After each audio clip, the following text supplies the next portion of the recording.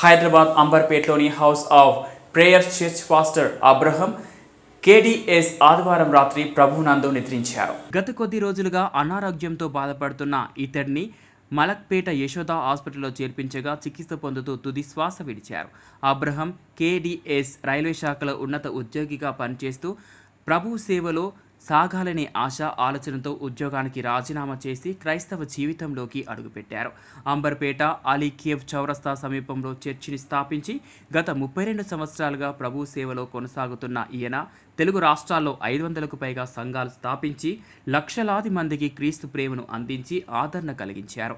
Pastor Abraham క్రీస్తు మార్గంలో నడుస్తూ తన జీవితంలో త్యాగంతో కూడిన సేవ చేస్తూ క్రైస్తవులందరిలో ఆత్మీయ అన్నగా అందరి హృదయాల్లో సుస్థిర స్థానం సంపాదించారు. అయితే అంతేకాకుండా వందలాది మంది అనాథలను చేరదీసి నీడనిచ్చారు. ఇతను తెలుగు రాష్ట్రాలతో పాటు భారతదేశం క్షేమం అభివృద్ధి కొరకు 4 సంవత్సరాలుగా ఉపవాస ప్రార్థనలు చేశారు.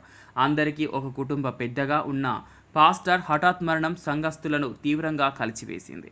హాస్పిటల్ నుంచి అతడి భౌతిక కాయాన్ని చర్చికి తీసుకురాగా సోమవారం తెల్లవారుజాము నుంచే సంఘస్థులు వివిధ ప్రాంతాల నుంచి క్రైస్తవ సోదరులు వేలాదిగా తరలివచ్చి అతడి పార్థివ దేహాన్ని సందర్శించి కన్నీటితో వీడ్కోలు పలికారు. అంబర్పేట చర్చి నుంచి పాస్టర్ అబ్రహం పార్థివ దేహాన్ని గట్కేసర్ ప్రాంతంలోని ఇదిలాబాద్ గ్రామానికి తరలించి సమాధి చేశారు. పెద్ద సంఖ్యలో వివిధ ప్రాంతాల్లో క్రీస్తు సేవలో ఉన్న పాస్టర్లు, అతడి కుటుంబీకులు, బంధువులు, సంఘస్థులు తరలి రావడంతో ఆ ప్రాంతమంతా కన్నీటి సంద్రమైంది.